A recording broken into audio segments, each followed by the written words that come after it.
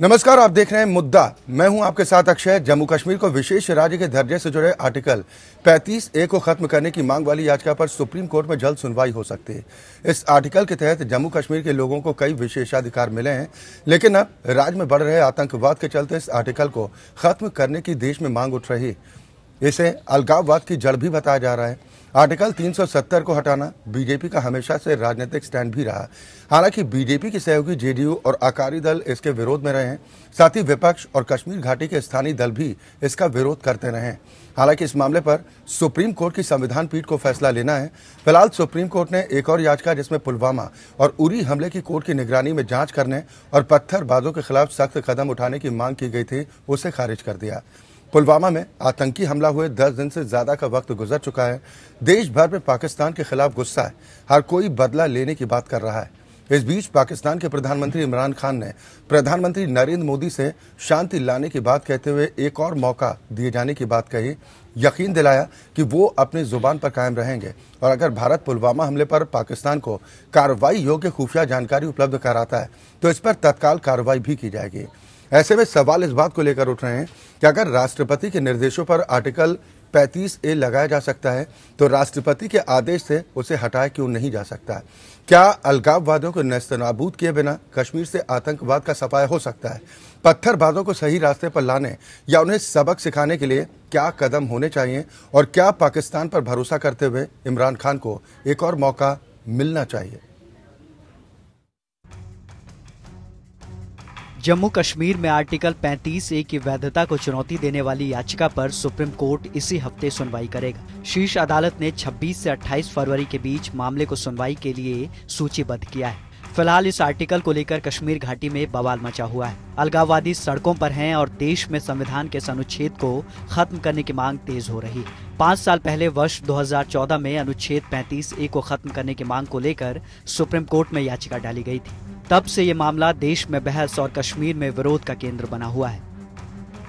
अनुच्छेद 35A को आजादी के 7 साल बाद यानी 1954 में संविधान में जोड़ा गया था। यह अनुच्छेद नेहरू कैबिनेट की सिफारिश पर तत्कालीन राष्ट्रपति डॉक्टर राजेंद्र प्रसाद के एक आदेश से संविधान में जोड़ा गया था। इसका आधार है 1952 में प्रधानमंत्री जवाहरलाल नेहरू और जम्मू कश्मीर के तत्कालीन प्रधानमंत्री शेख अब्दुल्ला के बीच हुआ दिल्ली एग्रीमेंट, जिसमें भारतीय नागरिकता के मामले को जम्मू कश्मीर के संदर्भ में राज्य का विषय माना गया। 35A संविधान का वो अनुच्छेद है जिसके तहत कश्मीर के स्थायी निवासियों के लिए नियम तय हुए हैं। इस अनुच्छेद के तहत कश्मीर के स्थायी निवासियों को विशेष अधिकार और सुविधाएं दी गई हैं, जो कि नौकरियों, संपत्ति की खरीद, विरासत, स्कॉलरशिप, सरकारी मदद और कल्याणकारी योजनाओं से जुड़ी सुविधाओं से संबंधित है। राष्ट्रपति का यह आदेश संविधान के अनुच्छेद 370(1)D के तहत जारी किया गया था। ये प्रावधान राष्ट्रपति को जम्मू कश्मीर के मामले में राज्य के विषय पर संविधान में आवश्यकता पड़ने पर बदलावों और छूट देने का अधिकार देता है। अनुच्छेद 35A से जुड़ी खास बात यह है कि इसे बनाते समय संसदीय प्रणाली के कानून बनाने की प्रक्रिया की जगह राष्ट्रपति के आदेश के जरिए इसे संविधान में जोड़ा गया, जबकि संविधान का अनुच्छेद 368I संविधान में किसी भी संशोधन का अधिकार सिर्फ संसद को देता है। 1961 में यह मामला अदालत के सामने आया था कि क्या राष्ट्रपति 370 के तहत संसद को बाईपास करके संविधान में संशोधन का अधिकार रखते हैं। हालांकि अदालत के फैसले में इस बात का तब जवाब नहीं मिला था। 2014 में सुप्रीम कोर्ट में एक NGO ने याचिका दायर कर इस अनुच्छेद को एक भारत की भावना के खिलाफ और अलगाववाद को बढ़ावा देने वाला प्रावधान बताया। यूनियन का जम्मू कश्मीर के साथ, मुझे ज्यादा कहना चाहिए कश्मीर के साथ, रिश्ता खत्म हो सकता है, क्योंकि इंसान गुलाम नहीं होते हैं। जब लोगों को पता चलता है कि हमारा भविष्य कुछ नहीं है तो वो तो रिवोल्ट करेंगे। 35A पर हम सारे लोग लाल चौक में जमा हो जाएंगे अगर इसके साथ छेड़ा गया। Irrespective of what the government stand is, the matter will be decided by the Supreme Court in conformity with the Constitution of India. The J&K governor is saying not without an elected government. The point really is that the matter is before the Supreme Court. We are very clear on our stand.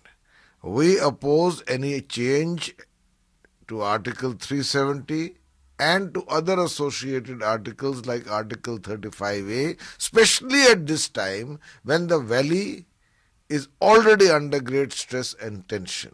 35A supreme court में है तो वो अपनी गति में चलेगी। 35A के बारे एक ही है कि ये पार्लियामेंट के बिल में नहीं इसको शामिल किया गया, ये राष्ट्रपति से उन्होंने आदेश लेकर जवाहरलाल नेहरू ने करवाया, तो उसका भी कोई वो कॉन्स्टिट्यूशनल नहीं है, वो कॉन्स्टिट्यूशनल तय करने वाले तो सुप्रीम कोर्ट है।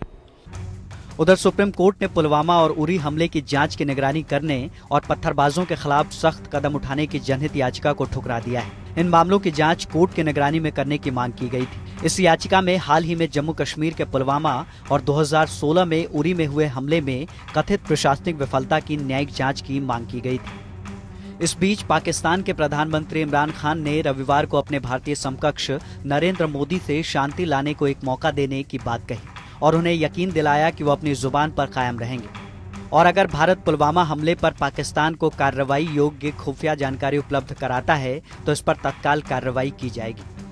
इमरान खान का बयान राजस्थान में पीएम मोदी की उस रैली के बाद आया है जिसमें उन्होंने कहा था कि आतंकवाद के खिलाफ पूरी दुनिया में आम सहमति है। प्रधानमंत्री ने कहा था कि इस बार हिसाब होगा और बराबर होगा। पाकिस्तान के प्रधानमंत्री बनने के बाद खान को बधाई देने के लिए फोन पर उनके साथ हुई अपनी बातचीत को याद करते हुए पीएम मोदी ने कहा था कि मैंने उनसे कहा आइए गरीबी और अशिक्षा के खिलाफ लड़ाई लड़ें।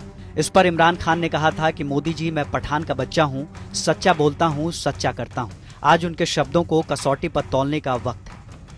Imran Khan, as Pakistan Prime Minister, has to say about terrorism rather than believing the Indian Army and the Indian government. दरअसल पुलवामा में आतंकी हमला हुए 10 दिन से अधिक का समय हो गया है। देश भर में पाकिस्तान के खिलाफ गुस्सा है, हर कोई बदला लेने की बात कर रहा है। इस बीच रक्षा मंत्री निर्मला सीतारमण की तीनों सेनाओं के प्रमुखों के साथ बैठक में पाकिस्तान को बेनकाब करने पर चर्चा हो सकती है और साथ ही कई दूसरे बड़े फैसले हो सकते हैं। सूत्रों की माने तो अधिकारियों को पुलवामा हमले में पाकिस्तान की भूमिका को बेनकाब करने को लेकर कहा जाएगा। पुलवामा हमले को लेकर भारत पहले ही विश्व शक्तियों को एक साथ ला चुका है। Bureau report, APN.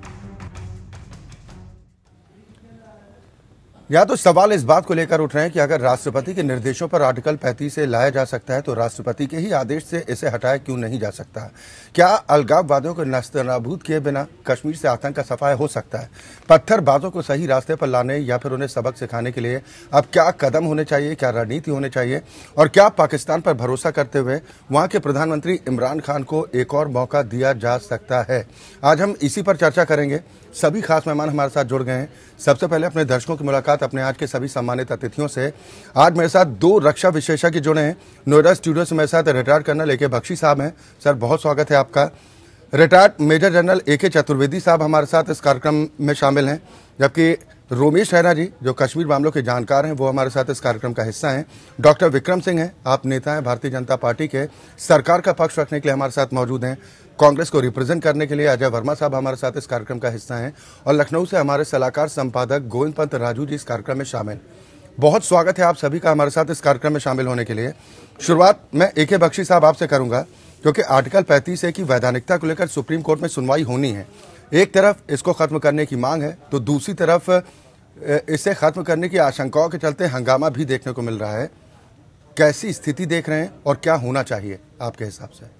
ये पहली बात तो एक लीगल सब्जेक्ट है और इसका जहाँ तक 2 पक्ष हैं वो ये है कि इसको हटाया जा सकता है, क्योंकि जब ये इंट्रोड्यूस किया गया था 1954 में थ्रू कॉन्स्टिट्यूशनल ऑर्डर, तो वो ऑर्डर जो प्रेसिडेंट ने जारी किया था वो पार्लियामेंट के में उसका डिस्कशन नहीं हुआ था। जरूर पार्लियामेंट की एडवाइस थी वो, क्योंकि उससे पहले दिल्ली एग्रीमेंट हुआ था जिसमें इसके कंटेंट्स तय हुए थे।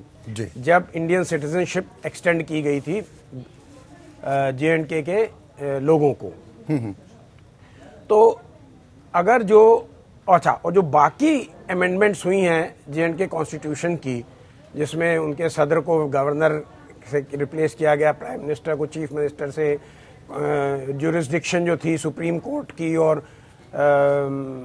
इलेक्शन कमीशन की वो लागू हुई। ये सारे जो अमेंडमेंट्स हुए थे आर्टिकल 370 में, वो सब पार्लियामेंट के थ्रू फिर प्रेसिडेंट एक कॉन्स्टिट्यूशनल ऑर्डर जारी किया गया था प्रेसिडेंट के थ्रू हुए हैं।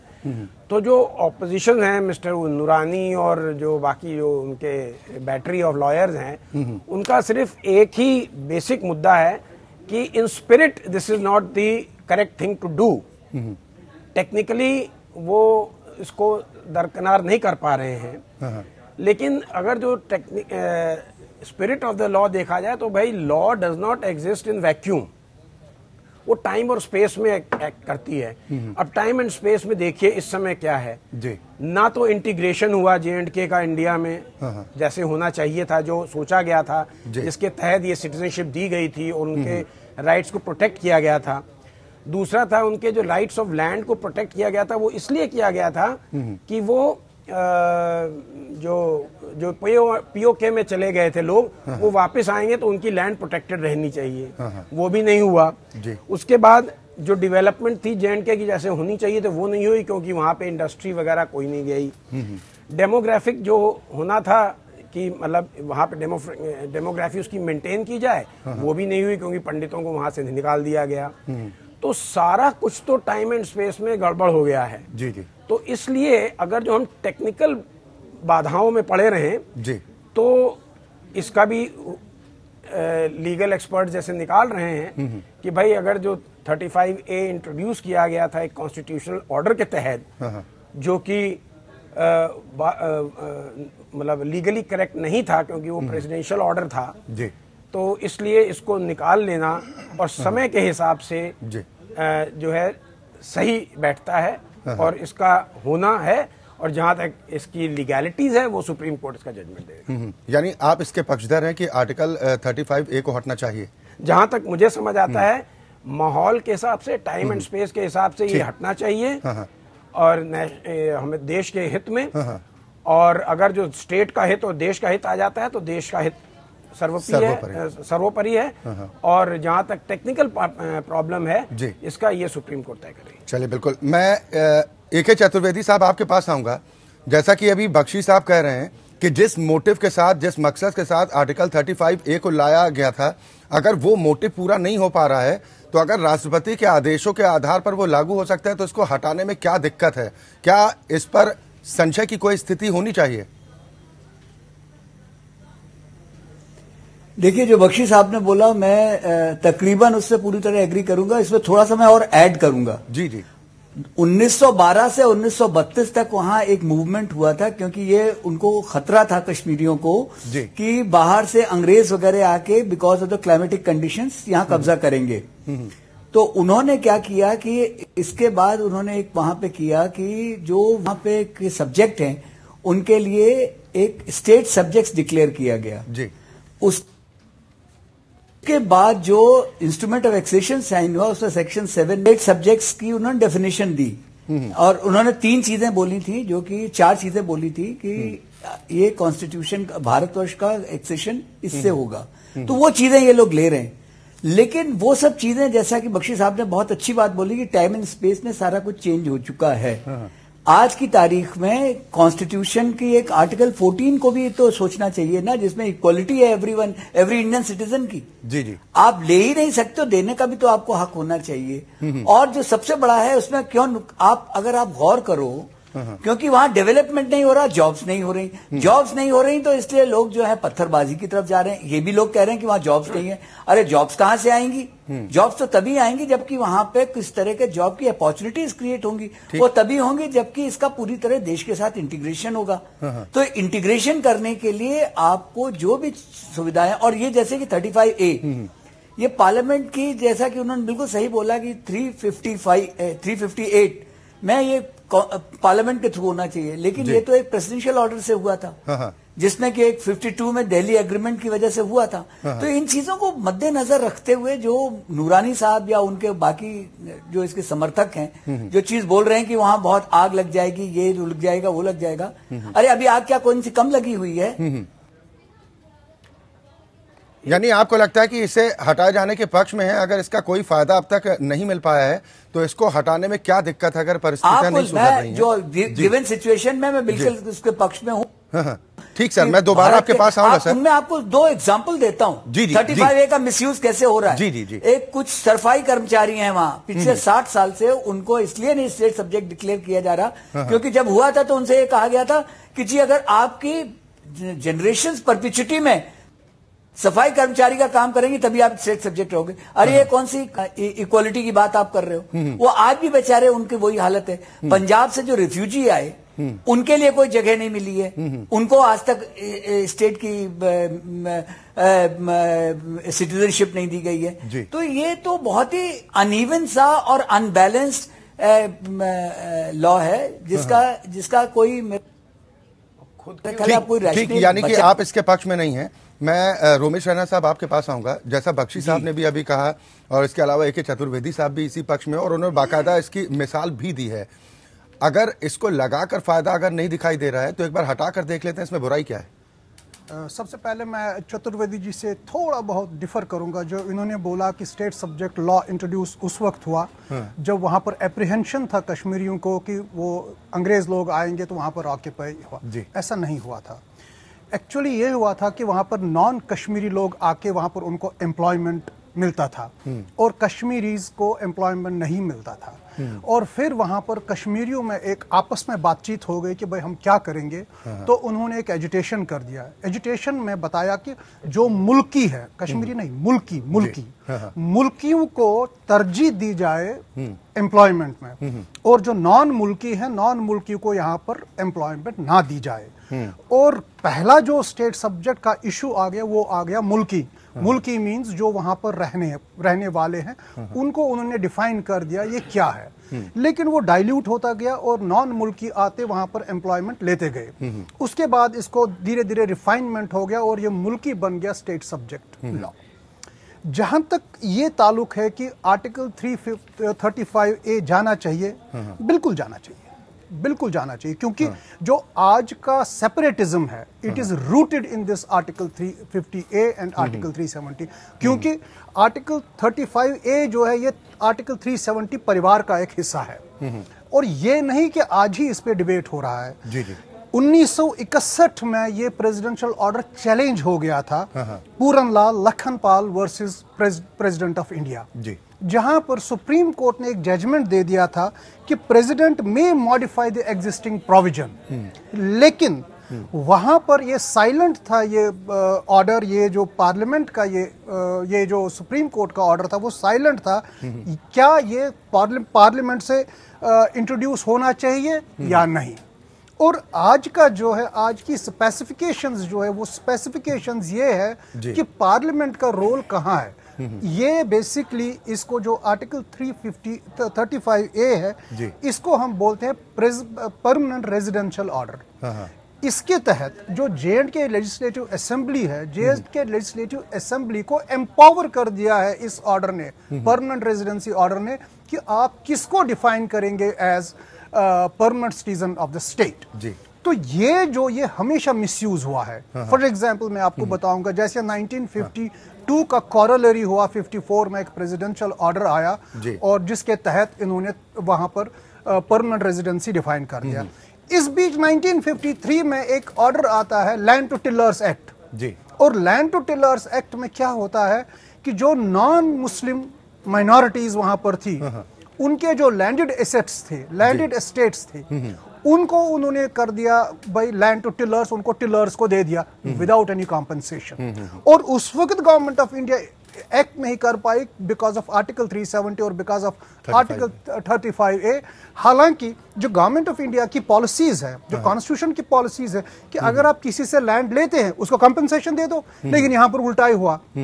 यहां पर यह हुआ कि उनसे लैंड छीना गया और टिलर्स को लैंड दे दे गया विदाउट एनी कंपनसेशन। नतीजा क्या हुआ? नतीजा यह हुआ कि माइनॉरिटीज पेन्यूरी में आ गए क्योंकि जॉब स्कैर्सिटी थी, बाकी चीजें थी। ऐसा ही नहीं, हमें याद है अच्छी तरह से अर्ली 90s में हमने अटल बिहारी वाजपेयी जी को एक सेमिनार में बुलाया था। तो सेमिनार में बुलाते बुलाते उन्होंने स्टेज से ये कह दिया कि मैंने एज अपोजिशन मेंबर मैंने पंडित जी से एक बात बोला, पंडित जी ये क्या कर दिया आपने, ये आर्टिकल 370 कर दिया। तो अटल जी ने बोला कि पंडित जी ने मुझे जवाब दे दिया, अटल जी आप आराम से बैठिए, घिसते घिसते घिस जाएगा। लेकिन आज ये बात है, ये घिसा तो नहीं, इसने सारी कंट्री को घिसाया। चलिए, असल दिक्कत ये है। अजय वर्मा साहब क्या कहना चाहेंगे? आपकी पार्टी अब पक्ष में है हालातों को देखते हुए कि हटा देना चाहिए? अक्षय जी, वक्त, जलवायु, मौसम, टाइम बदलता रहता है, परिवर्तन होता है। 1952-50 जब डॉक्टर राजेंद्र प्रसाद राष्ट्रपति थे, वो क्या मांग थी? नीट थी, जरूरत थी। उन्होंने महसूस करा आज आप यहाँ बैठे हैं, आपकी जरूरत है, इसलिए तो आप बैठे हैं। जरूरत, नीट, समय की मांग। उस वक्त आप ना थे, ना मैं था, ना यहाँ जितने भी बैठे हैं कोई नहीं था वहां। राष्ट्रपति थे राजेंद्र प्रसाद जी और तत्कालीन नेता थे। वहां का माहौल था कश्मीर का, वहां के लोग थे कश्मीर के, वहां की परिस्थितियां थी, वहां के सिस्टम, वहां जरूरत महसूस की होगी, इन्होंने लगाया। आज नोटबंदी की जरूरत की गई महसूस, तो ठोक के लगा दिया गया। राष्ट्रपति को जब जरूरत थी, वो समय की मांग थी वहां की, वो लगा दिया गया। आज आपको यह लगता है कि इसकी मांग अब आज के समय में इसकी जरूरत है? मैं ये जानना चाह रहा हूं। आज आपको यह लगता है देश के प्रधानमंत्री को निर्णय लेंगे प्रधानमंत्री, हमारा आप तो बैठे हैं, राय दे सकते हैं, हमारी राय तो रद्दी की टोकरी में फेंक दी जाएगी, किसी चीज पे नहीं सुनी जाती, इसलिए कि सरकार इलेक्शन के मोड में है 100%। सर, मैं आपसे जानना चाह रहा हूं सिर्फ इतना कि आप परिस्थितियों की बात कर रहे हैं। अजय वर्मा साहब, आपने कहा कि उस दौर में अगर जरूरत थी तो शायद इसे, अजय वर्मा साहब, आप मेरे सवाल का जवाब दीजिए ना, आप मेरे सवाल का जवाब दीजिए। आपने परिस्थितियों का हवाला दिया कि उस वक्त जरूरत थी तो शायद इस आर्टिकल को ऐड किया गया। आज की डेट में आपको लग रहा है इस आर्टिकल की जरूरत है? देश के वर्तमान नामधारी सूट बूट वाले प्रधानमंत्री को अगर ये लगता है कि इसकी वक्त की बदलाव की जरूरत है, सर आपकी पार्टी इसके समर्थन में है? हमारी कोई नीड ही नहीं है, हमारी कोई जरूरत ही नहीं है, समझ लीजिए आप। यानी कांग्रेस का कोई लेना देना नहीं है? बताएंगे जब ये करेंगे, अभी तो इलेक्शन मोड से बाहर निकल के नीति और अरे सर, आप तो इलेक्शन मोड से बाहर आइए, तो उनको ये लगता है आप तो अपने दिल की बात बता दीजिए ना। तो वो क्यों नहीं आप मन की बात नहीं करते तो दिल की बात कर लीजिए। सरकार उनकी फुल बहुमत में है, देश में उनके 15-16 स्टेटों में सरकार है। सर, जीएसटी लागू करनी पड़ी तो आपको हस्ताक्षर करने पड़े ना। आखिर वो नौटंकी आपसे सहयोग मांगा गया ना। आखिर वो निर्णय क्यों नहीं लेते हैं? हमसे ना लीजिए आप राय, नहीं, आप प्रधानमंत्री से पूछिए। आप इस मसले पर, यानी कांग्रेस पार्टी इस मसले पर बोलने के लिए तैयार नहीं है? जनता देश आर्टिकल 370, 35A को लेकर कोई स्टैंड नहीं है कांग्रेस पार्टी का? प्रधानमंत्री से मांग करते हैं अजय वर्मा जी कि आप जो निर्णय आज के अनुसार लेना चाहे, आप स्वतंत्र हैं। आपने पुलवामा सपोर्ट करेंगे ना, सपोर्ट की बात है, सपोर्ट करेंगे, क्या करना है। अभी कोई स्टैंड नहीं है कांग्रेस का, विरोध कर ही नहीं रहे किसी चीज का। अभी कोई स्टैंड नहीं है ना कांग्रेस का, आप बता दीजिए खुलकर। देखिए, पुलवामा में 10 दिन होने को जा रहे हैं, सिवाय इसके कि सरकार केवल इलेक्शन इलेक्शन इलेक्शन, पैर धोना, गंगा नहाना, जो देश के प्रधानमंत्री सर देखिए, दिक्कत तब होती है जब राजनीतिक दलों से उनका स्टैंड क्लियर किया जाता है, तो वो राजनीतिक मोड में दूसरों को बताते हैं, फिर सवाल आप पर उठेंगे ना। सर, आज हम कश्मीर के मुद्दे पर बात कर रहे हैं तो आलू प्याज टमाटर की बात आप कर रहे हैं, ऐसा नहीं होता है ना। 450 देश की सुरक्षा से जुड़ा जब मुद्दा है तो उस पर आप स्टैंड क्लियर नहीं करेंगे ना। सरकार में मैं गोविंद जी एक रिएक्शन आपसे लूंगा, उसके बाद विक्रम जी मैं आपके पास आ रहा हूँ। केवल चुनाव बॉन्ड से सरकार ठीक सरकार की नीति नियत सही हो जाए तो विपक्ष अपने आप उसके साथ हर तरह से कंधे से कंधा लगा के चलेगा। सर, यानी पहले विपक्ष को खुश किया जाए, विपक्ष को खुश किया जाए, तब आपको लग रहा है कि तब विपक्ष सहयोग करेगा। निर्णय ले। मैं गोविंद जी एक रिएक्शन इस पर आपसे लेना चाह रहा हूँ। आजादी के 7 साल बाद आखिर ऐसी क्या बाध्यता थी, आजादी के 7 साल बाद आखिर ऐसी क्या बाध्यता थी जो आर्टिकल 35A को ऐड करना पड़ा? क्या वो वक्त की जरूरत थी? अगर उस वक्त की जरूरत थी तो आज भी क्या वो जरूरत बनी हुई है? देखिए, उस वक्त की जरूरत से ज्यादा मुझे लगता है कांग्रेस के अपने राजनीतिक हित थे, और जिस तरह से शेख अब्दुल्ला के साथ 1952 में जवाहरलाल नेहरू का समझौता हुआ था, उस समझौते के बाद इस तरह के उनको खुश रखने के लिए इस तरह के अनुच्छेद की जरूरत हुई, और 35 कैपिटल ए के नाम से जो नया एक अनुच्छेद जोड़ा गया, जिस अनुच्छेद के बारे में सभी लोग कह चुके हैं कि ये संविधान सम्मत नहीं है, ये लोकसभा संसद में ये पास नहीं हुआ था, सिर्फ एक राष्ट्रपति के आदेश से इसको जोड़ा गया था। और ये उस वक्त का एक तरह से राजनीतिक परिस्थितियों का के तहत समझौता एक तरह से था जो केंद्र की सरकार ने किया था। बाद में जिस तरह से इसको लेकर विवाद हुए, और हाल के वर्षों में बहुत तीखे विवाद हुए, कश्मीरी पंडितों का सवाल रहा हो, या सफाई कर्मी जो वहां बसाए गए थे उनका सवाल हो, या जो पाकिस्तान से आए हुए लोग थे, शरणार्थी लोग थे, उनका सवाल हो, उन तमाम सवालों को लेकर ये चीजें सामने आई और इसका विरोध तीखा होता गया। और जब ये कानूनी तौर पर 2014 में एक PIL के जरिए सुप्रीम कोर्ट में पहुंचा है और 4 वर्षों में भी इस पर कोई ज्यादा सुनवाई नहीं हुई है, कोई चर्चा नहीं हुई अदालत में भी, अब ये एक तरह से दोबारा से सामने आया और उस वक्त आया है जब इसको लेकर जो कश्मीर के अंतर्विरोध हैं वो बहुत सार्वजनिक हैं। लोग उससे जो परेशान और पीड़ित लोग हैं उनकी आवाज भी कहीं सुनी जा रही है और जिनकी दुकानें इस समझौते के इस अनुच्छेद की वजह से कश्मीर में लगातार चली आ रही थी, उनके भी हित, क्योंकि उनको ये लग रहा है कि अगर ये कहीं खत्म हो गया तो उनका सारा जो धंधा है, उनकी जो सारी दुकानें हैं, उनकी जो सारी राजनीति है, उस पर बहुत बड़ा कुठाराघात हो जाएगा। और एक तरह से देखा जाए तो ये लोग जो इसके पक्ष में आज बात कर रहे हैं कि इसको नहीं हटना चाहिए, वो लोग एक तरह से कश्मीर के विकास के दुश्मन है। वो कश्मीर के ये बात जरूर है कि ये कहा जाता है भावनात्मक तौर पर कि बाकी लोग, भारत की बाकी की आबादी के लोग वहां आने लगेंगे और उनके लिए रास्ता खुल जाएगा, लेकिन क्या विकास का रास्ता नहीं खुलेगा? क्या वहां ज्यादा बेहतर लोगों का जीवन हो सकेगा? इसके रास्ते नहीं खुलेंगे। और दुर्भाग्य है कि जो राजनीति वहां पर कश्मीर के राजनीतिक दल कर रहे हैं, लगभग वैसी ही राजनीति देश का सबसे जो इस समस्या की वजह था वो राजनीतिक दल यानी कि कांग्रेस, वो भी उसी तरह की राजनीति कर रही है।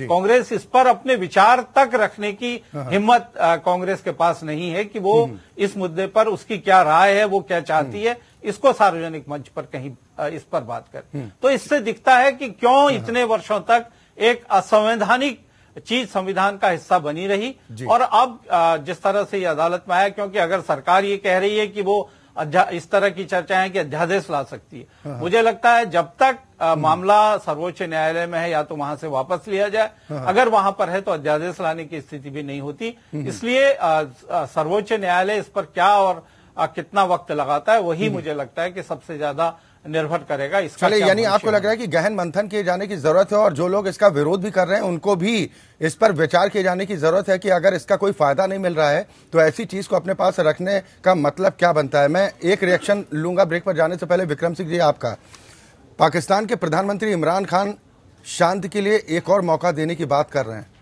क्या सरकार इसके पक्ष में है? पाकिस्तान की किसी भी बात का इतने वर्षों में बार बार देखा गया, भरोसा करके कभी उन्होंने भरोसे की बात नहीं जताई है। पाकिस्तान के प्रधानमंत्री कह रहे हैं हम पे भरोसा कीजिए, तो कुछ ऐसा करें तो जिस पे भरोसा किया जाए। नहीं, जवाब अभी आया, जैसे टोंक में प्रधानमंत्री नरेंद्र मोदी ने याद दिलाया पठान का बच्चा, और उसके बाद पाकिस्तान के प्रधानमंत्री का रिवर्ट वापस आता है कि अगर आप हमें एक मौका दें, साक्ष्य दें तो हम कार्रवाई करने को तैयार हैं। तो इस पर कुछ विचार है या पाकिस्तान से कोई बातचीत नहीं, कोई वार्तालाप नहीं? मुझे तो लगता है पाकिस्तान के प्रधानमंत्री कुछ कार्रवाई करके दिखाएं। भारत के ऊपर हमला हुआ है, भारत के वीर जवान शहीद हुए हैं। पाकिस्तान को हम ही सब कुछ देते रहेंगे, सारे सबूत देते रहेंगे। पूरी दुनिया को जो चीज दिखाई दे रही है पाकिस्तानी प्रधानमंत्री को क्यों नहीं दिखाई दे रही है? सब देश लोग के अंदर भी सवाल उठ रहे हैं। आपके बगल में बैठे हैं, देश की सबसे पुरानी पार्टी को रिप्रेजेंट कर रहे हैं अजय वर्मा जी। वो कह रहे हैं कहाँ है 56 इंच। दिल्ली के मुख्यमंत्री अरविंद केजरीवाल कह रहे हैं कि जब तक 400 आप मार कर नहीं आते बदला पूरा नहीं होता। देश में भी कुछ इसी तरह का गुस्सा है विक्रम सिंह जी? अभी शुक्रवार को भी हम लोगों की इसी विषय पर चर्चा हुई थी। पाकिस्तान को घेरने का तरह तरह से, चाहे वो उसकी जल संधि हो, चाहे उसके ऊपर एक्स्ट्रा टैक्सेस को लगाया गया हो, विश्व में पूरे जो हम लोगों को समर्थन मिल रहा है, सरकार अपना काम कर रही है, उसे घेर रहे हैं। युद्ध कोई एक दिन की चीज नहीं है। यानी आप ये कह रहे हैं कि धैर्य रखने की जरूरत है। बात कर रहे हैं नापाक पाकिस्तान की और साथ ही बात कर रहे हैं आर्टिकल 35A की, जिसको लेकर सर्वोच्च अदालत में सुनवाई होनी है, लेकिन हंगामा भी इसको लेकर उठना शुरू हो चुका है। सभी खास मेहमान हमारे साथ बने हुए हैं। मैं बख्शी साहब आपके पास आऊंगा। ये जो धमकियां दी जाती हैं कि 370 और आर्टिकल 35A हटा तो तिरंगा थामने वाला कोई नहीं होगा, ये कश्मीर के आम नागरिकों की बात आप मान रहे हैं या हंगामा वो कर रहे हैं जिनकी दुकानों पर ताला लटकने की संभावनाएं अब ज्यादा नजर आ रही? ये मैं पहले भी बता चुका हूं कि जो ये पब्लिक सेंटिमेंट जो कहा जाता है, ये जम्मू कश्मीर में 20 या मेरे ख्याल 22 डिस्ट्रिक्ट्स हैं, उसमें से सिर्फ 5 डिस्ट्रिक्ट्स में प्रॉब्लम है और उसमें भी 3 में सबसे ज्यादा है जी। तो जहां तक रुझान और पब्लिक का बयान और ये सब जो समझा जाए वो उतने ही तरीके से समझा जाए। तो एक तो ये रहा।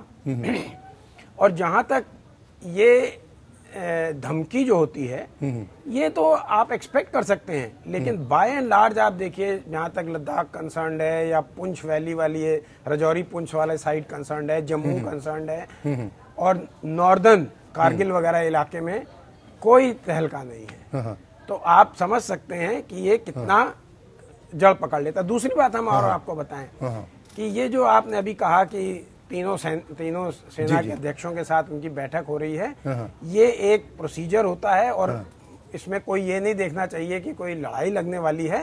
हाँ, हमेशा हमारी तैयारी रहती है कि अगर जो कोई चीज होनी हो तो वो उसकी तैयारियां तो अभी भी शुरू हो गई होंगी, लेकिन मुझे नहीं लगता है कि अभी ये लड़ाई का इतना है। लेकिन यही सिचुएशन हुई थी जब 1982 में बाबरी का केस हुआ था, तब भी आर्मी को बुलाया गया था और आर्मी से पूछा गया था कि आप कुछ करिए वहां पर, तो आर्मी ने मना कर दिया था कि वहां पर अभी सेंटिमेंट्स बहुत हाई हैं, अभी वहां पर नहीं जाना चाहिए। तो उन्होंने कहा कि फिर देश भर में वो होगा, क्या कहते दंगे होंगे जी, एंटिसिपेट किया। तो उन्होंने कहा वो हम संभाल लेंगे।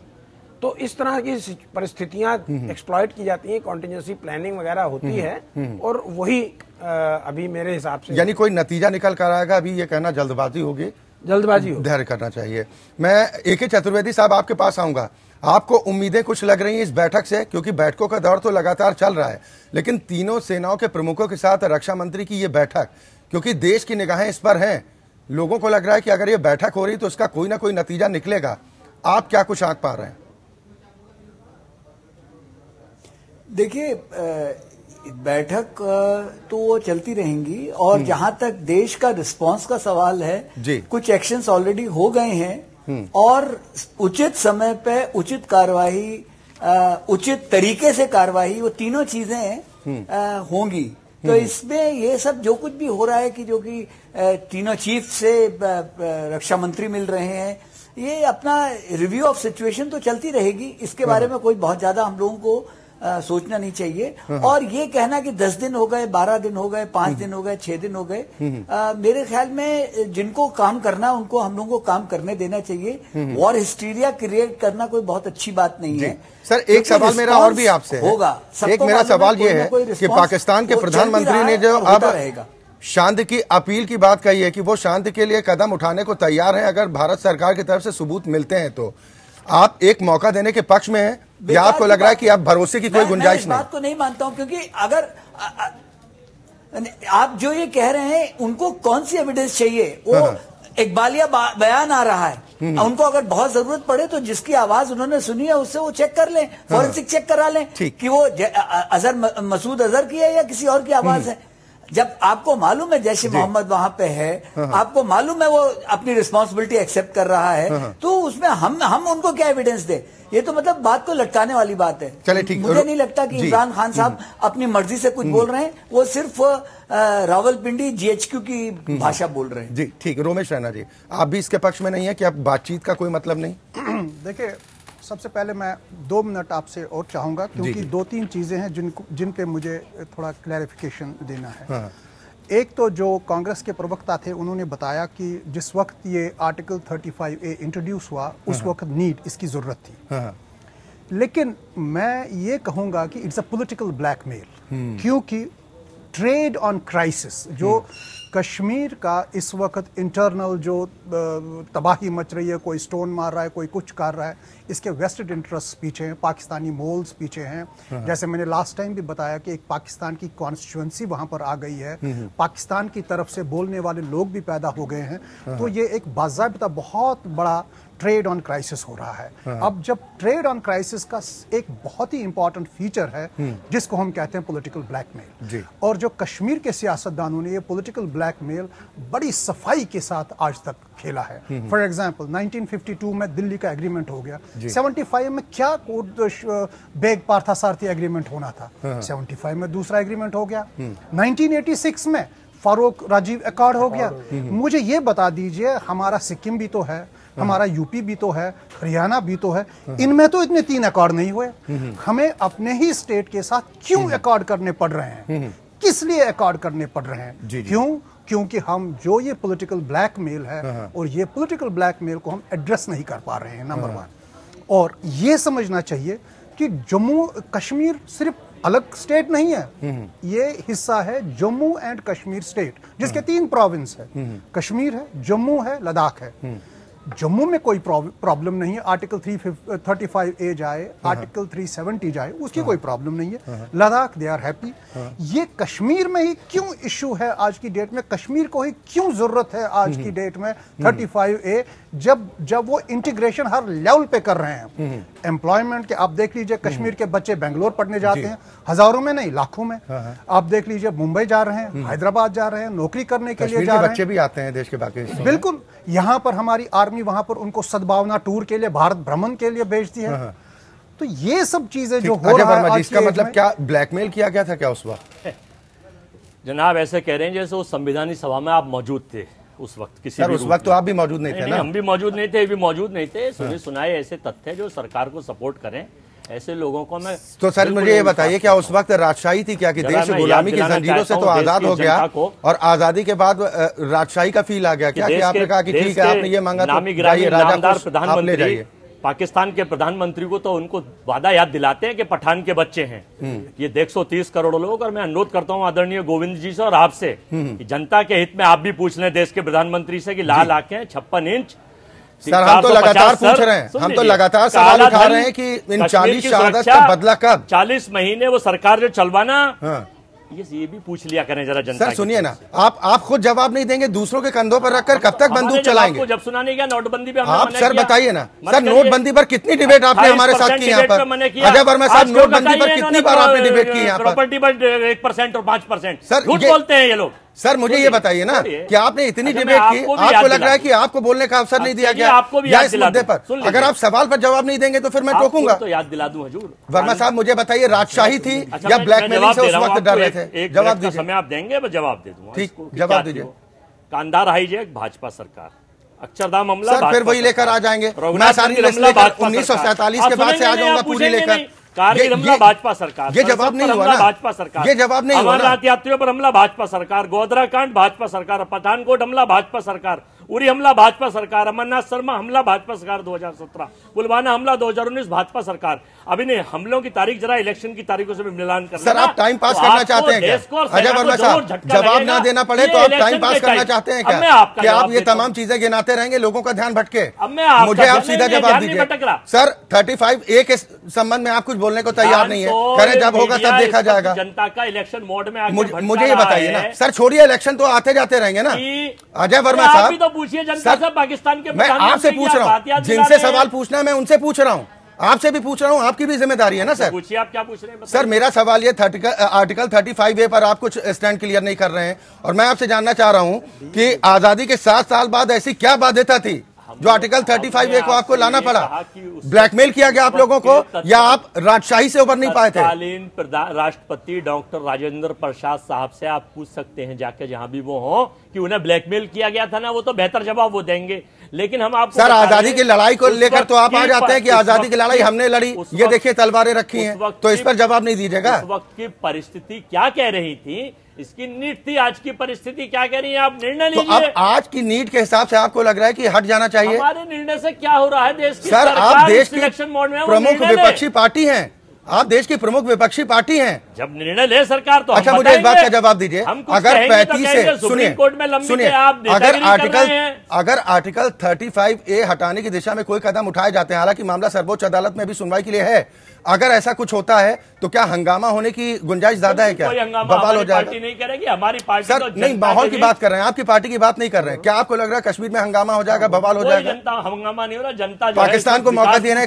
पाकिस्तान को मौका दिए जाने के पक्ष में काला धन पूछ रही है आप। सर मुद्दे को डाइवर्ट मत कीजिए ना अजय वर्मा जी, मुझे बताइए क्या पाकिस्तान को एक मौका देने के पक्ष में है आपकी पार्टी? व्यापार पूछ रहा है ये लोग, आपकी पार्टी पाकिस्तान को एक मौका दिए जाने के पक्ष में? अजय वर्मा जी, कुछ सिलेक्टेड लोग केवल इसको बहकाकर इन जुमलेबाजों को सपोर्ट कर रहे हैं ना। अगर आपके पास जवाब नहीं है, सपोर्ट कर रहे हैं, अगर आपके पास जवाब नहीं है तो मैं दूसरे मेहमान के पास चला जाता नहीं कर रहे, मुझे कोई दिक्कत नहीं है। उनकी अगर आप जवाब नहीं देना चाहते हैं तो मैं किसी और मेहमान के पास चला जाता हूँ। आप आराम से बैठिए, टाइम पूरा होने वाला है। And it's writing on the wall what is the situation, latest time, this is not the war time. पक्ष में है कि नहीं सिचुएशन आपको लग रही है कि अब कदम उठाने की जरूरत है कि नहीं? शहर को पता नहीं कब, जब 2014 में जरूरत थी, 2019 आ गया। पाकिस्तान को एक मौका देने के पक्ष में नहीं, क्यों देता मौका? पाकिस्तान को कोई मौका नहीं देना चाहिए ना? ठीक, आर्टिकल 35 ए हटा देना चाहिए, आर्टिकल 35 ए भी हटा देना चाहिए। ये सरकार निर्णय करे, क्या करेगा? आप समर्थन करेंगे? हम तो आपकी पार्टी समर्थन करेगी और हर चीज का हम विरोध करते हैं, सरकार हमारी सुनती ही नहीं है। विक्रम सिंह साहब, इन परिस्थितियों में जहां पर एकजुटता की बात कही जा रही है कि तमाम लोगों को एकजुट होना चाहिए, क्योंकि जब सवाल देश का हो तो अपने मुद्दे एक किनारे हो जाने चाहिए। अब सरकार क्या करेगी, क्योंकि विपक्षी पार्टियों का जो रुख है, खासतौर पर कांग्रेस का, इस डिबेट के दौरान, और जम्मू कश्मीर की जो लोकल पार्टियां हैं उनका स्टैंड पता है, जो सीधा धमकियां देती हैं कि तिरंगा उठाने वाला कंधे पर कोई नहीं मिलेगा अगर 35A के साथ छेड़छाड़ हुई। क्या करेगी सरकार? बैकफुट पर लौटेगी? सरकार बिल्कुल बैकफुट पर नहीं लौटेगी, और आपकी बात इस डिबेट में भी दिख रही है। देश की बड़ी पार्टी रही कांग्रेस, बहुत लंबे समय तक शासन किया, मगर देश की सुरक्षा के विषय के पर भी हम लोग अगर प्रश्न उठा रहे हैं, तरह तरह की पत्रकार वार्ताएं कर रहे हैं, तो इससे रुख स्पष्ट होता है क्या करना चाह रहे हैं। केवल कश्मीर में कह देना कि तिरंगा उठाने वाला नहीं मिलेगा, अगर ऐसी स्थिति किसी में दम हो तो वो देखे, भारत में वीर सपूतों की कभी कोई कमी नहीं रही है। लाल चौक पर कई बार तिरंगा फहराया है, हमारे संगठन के लोगों ने जाके फहराया है। सर, तिरंगा तो वहां फहराना ही चाहिए। हमारी चिंता इस बात को लेकर है कि वहां पर ISIS के झंडे लाने वाला कौन, वहां पर पाकिस्तान के झंडे लहराने वाला कौन? इस वार्ताओं से ही स्पष्ट हो रहा है कि इसके पीछे कौन लोग रहे होंगे। तो सर, सरकार में है, वो कह तो रहे हैं कि 56 इनका दिखाइए सीना। लगातार कार्रवाई चल रही है, इतने सारे उग्रवादी मारे गए हैं पिछले 4.5 साल में।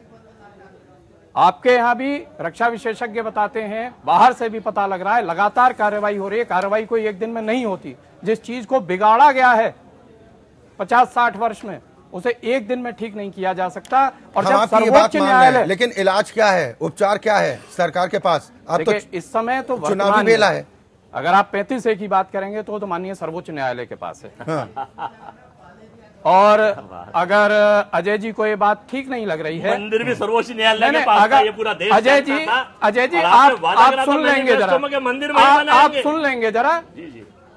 आपके 35A लाने के बाद ये स्थिति बनी कि कश्मीर को योग्य शिक्षक नहीं मिले, योग्य डॉक्टर नहीं मिले, किसी भी प्रकार का वहां विकास नहीं हो पाया। अगर देखा जाए तो इसके लिए जिम्मेदार कौन है? उस पूरे तबके को आपने एक तरफ अलग कर दिया देश से। आपने एक जगह 35A लागू करके क्या ये तय किया कि पूरे देश में ऐसी मांग उठ जाए? क्या पूरे देश में अलगाववाद लगाना चाह रहे हैं?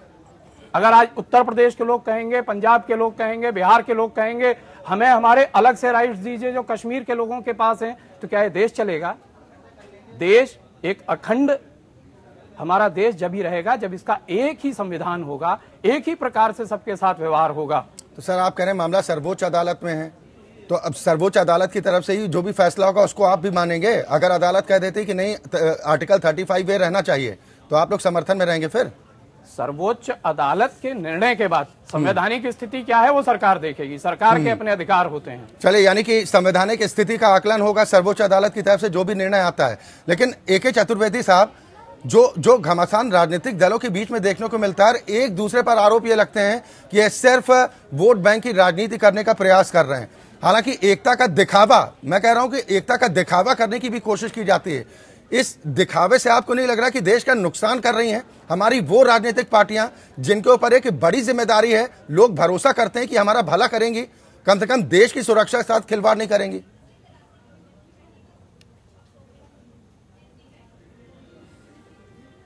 AK चतुर्वेदी जी,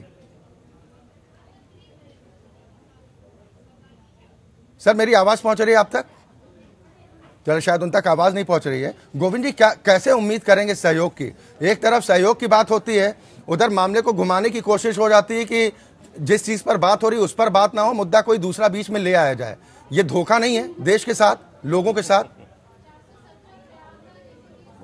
बिल्कुल धोखा है, 100% धोखा है। और दुर्भाग्य है कि जिन सवालों पर राजनीतिक दलों को एक होना चाहिए, एकजुटता दिखनी चाहिए, देश की एकता, अखंडता और एकजुटता के खिलाफ कोई बात अगर हो रही है तो कम से कम ऐसे मौके पर तो सबको एक होना चाहिए। लेकिन देखा ही जाता है कि ऐसे मौके पर भी राजनीतिक दल अपनी कुंठाएं, अपने पार्टीगत हित और चुनावी जो फायदे हैं उनसे ऊपर नहीं उठ पाते। और वो हम इस पूरे जो हालिया घटनाक्रम हुआ है उसमें हमने देखा पुलवामा की घटना के 7 दिन बाद किस तरह कांग्रेस सामने आई, किस तरह प्रेस कॉन्फ्रेंस करके कि अब उन्होंने अपनी भड़ास निकाली, वो भी हमने देखा।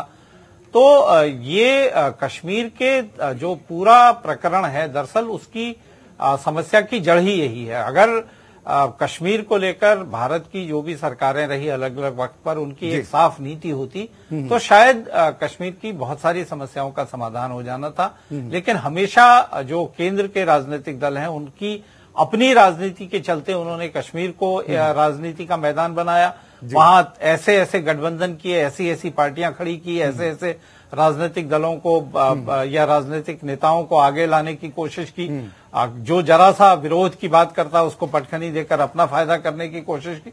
और आज स्थितियां ऐसी हैं। और जिस 35 कैपिटल ए की बात की जा रही है वो अनुच्छेद तो इतना अमानवीय है, वो तो मानवाधिकारों के भी खिलाफ है।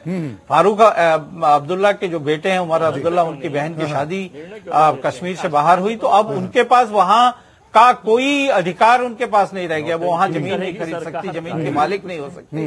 तो इस तरह का इतना अगर जो मानवाधिकार है उनके भी खिलाफ जो कानून जा रहा है और उसको भी अगर उस पर भी कांग्रेस को बोलने में झिझक हो रही है कि ऐसे कानून को खत्म होना चाहिए, तो ये दिखता है कि कौन किसके साथ खड़ा है और किसका हित कहां है। जी ठीक, बख्शी साहब आप कुछ कहना चाह रहे हैं? एक पॉजिटिव नोट के ऊपर मैं ये बताना चाहूंगा कि मैं प्रणब मुखर्जी साहब का सैन्य सचिव था तो एक बारी मैंने उनसे पूछा जी कि ये क्या है, इस तरह से ये जो परफॉर्मेंस होता है लोकसभा की टीवी में देखा जाता है तो ये क्या कंट्री के लिए अच्छा है इस तरह से बिहेव करना कि संजीदा डिस्कशन ही नहीं होता? तो उन्होंने ऐसे ही कहा कि ये टीवी की गलती है। तो कहते हैं जब हम लोग आपस में बैठ करके जब बात करते हैं जी और पार्टी मीटिंग करवाते हैं तो बड़ी संजीदा डिस्कशंस होती हैं और काफी उसमें लेकिन एक पब्लिक को अपना दिखाना जो है वो यहाँ तक मैं भी समझता हूँ कि अगर जो कांग्रेस जैसे बताया कि बहुत संजीदा है तो जरूर इसके ऊपर डिस्कशंस हो रहे होंगे। हमें इतना भी लेकिन सर इन तमाम चीजों का आपको नहीं लग रहा कि हमारे सेना के जवानों के मनोबल पर भी असर पड़ता होगा कि हम तो देश की खातिर सीमा पर गोली खाने को तैयार हैं और हमारी देश की जनता का भरोसा तो है लेकिन राजनीतिक दल हमारी हिम्मत को कमजोर कर देते हैं? शायद वो इनका खोखलापन देख चुके हैं। I am not saying about one particular party, ये जो पॉलिटिशियंस की जो जिस तरह से बातें करते हैं पब्लिक कंजम्पशन के लिए जी। वो समझते हैं लोग। ठीक, राणा साहब क्या आपको लग रहा है कि अब आर्टिकल 35A पर जो चर्चा हो रही है उस पर तो बहस होकर इसको हटाने का काम होना ही चाहिए?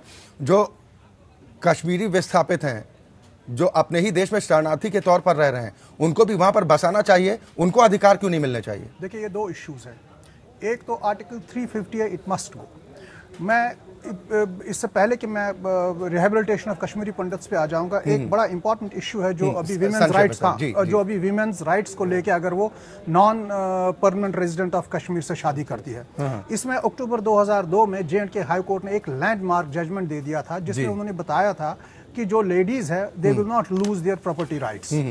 लेकिन इसमें एक लैकुना रहा, वो हा हेरिटेज इश्यूज। हेरिटेज इश्यूज का मतलब है कि जो वो लेडी है अगर उसका बच्चा पैदा होता है कि वो हेरिटेज इशू, वो हेरिटेज क्लेम नहीं कर सकता। ये बड़ा लैकुना है इसमें।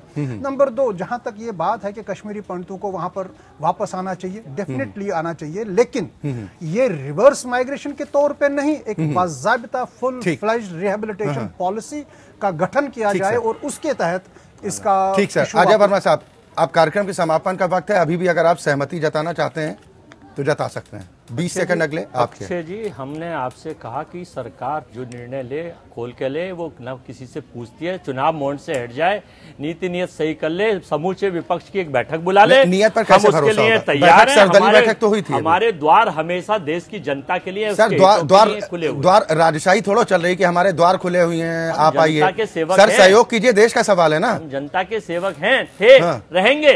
देश के सहयोग में ना हम देश के ऊपर उंगली उठाते हैं, ना हमारे आर्मी के खिलाफ हैं। हम हमेशा उसके साथ थे, हैं, रहेंगे। हम हर तरह से हर चीज में साहब है जो देश तो इस बात का कंडम कर दीजिए कि अगर जो फारूक अब्दुल्ला कहते हैं कि देश में माहौल बहुत बिगड़ जाएगा, जो महबूबा मुफ्ती कहती है कि तिरंगा उठाने वाला कोई नहीं होगा, ऐसे लोगों के बयानों का खंडन न सिर्फ होना चाहिए बल्कि उनके खिलाफ अगर कानूनी कार्रवाई भी हो सकती है तो की जानी चाहिए। मोदी साहब को भी तो कंडोम करिए, कहाँ है वो 56 इंच, कहाँ है वो 450 सर, आप अपनी राय स्पष्ट नहीं करेंगे। पाकिस्तान को पाकिस्तान की भाषा में जब आप लोग अपना स्टैंड क्लियर किसी भी मुद्दे पर नहीं करेंगे, आप छोड़ देंगे, आप चैनल से पूछेंगे नहीं। मेरे भाई, ये 130 करोड़ लोग आपसे पूछ रहे हैं, आपके चैनल पे क्वेश्चन मार्क करेंगे। पूछो पूछो पूछो सर, हम तो पूछ ही रहे लगातार, आप खुद जवाब नहीं देना चाहते। आप लोग खुद जवाब नहीं देना चाहते। हम बता रहे हैं नहीं करेंगे, हमसे आप पूछेंगे, देश के मामले पर भी सपोर्ट नहीं करेंगे, उसको बताइए, देश के नाम पर भी सपोर्ट नहीं कीजिएगा। देंगे पैर छूने पे, अजय वर्मा साहब, अजय वर्मा साहब, अजय वर्मा साहब नहीं बताएंगे, अजय वर्मा साहब नहीं बताएंगे, नहीं करेंगे सपोर्ट, नहीं बताएंगे, आर्टिकल 35A पे नहीं बताएंगे। विक्रम सिंह साहब, बड़े संक्षेप में कार्यक्रम के समापन का वक्त है। इन परिस्थितियों से जहां पर यह नजर आ रहा हो कि तमाम पॉलिटिकल पार्टियां इस मुद्दे पर आपके साथ खड़ी नहीं है, पाकिस्तान से भी मुकाबला करना है और देश के भीतर जो समस्याएं हैं, खासतौर पर आतंकवाद को बढ़ावा देने को लेकर, क्योंकि आतंकियों की घुसपैठ कितनी मजबूत हो चुकी है। उत्तर प्रदेश से 2 जैश के आतंकी पकड़े गए हैं, जो ये दर्शाता है कि उनकी जड़ों को उखाड़ना इतना आसान नहीं है आप लोगों के लिए। विक्रम सिंह साहब, किसी भी काम को होने में टाइम लगेगा, मगर सरकार चाहे उत्तर प्रदेश की हो चाहे केंद्र की हो, पूरी ताकत के साथ लगी हुई है। कोई साथ दे या ना दे, इस देश की जनता ने साथ दिया है। इस देश की जनता के लिए जो भी कुछ किया जा सकता है वो सब किया जाएगा। चलिए, उम्मीद देश की जनता यही लगा रही है और इसीलिए अपनी सरकार को चुनती भी है कि हम जिस सरकार को चुन रहे हैं, कम से कम वो हमारी सड़क, बिजली, पानी की सुविधा को अगर ना बेहतर बना पाए तो कम से कम दुश्मनों से हमें सुरक्षित रखे। ये भी एक सरकार की बड़ी कामयाबी हो सकती है। बहुत शुक्रिया आप सभी मेहमानों का हमारे साथ इस कार्यक्रम में शामिल होने के लिए। और इसी के साथ मुद्दा में आज के लिए बस इतना ही। एपीएन न्यूज में खबरों का सिलसिला लगातार जारी।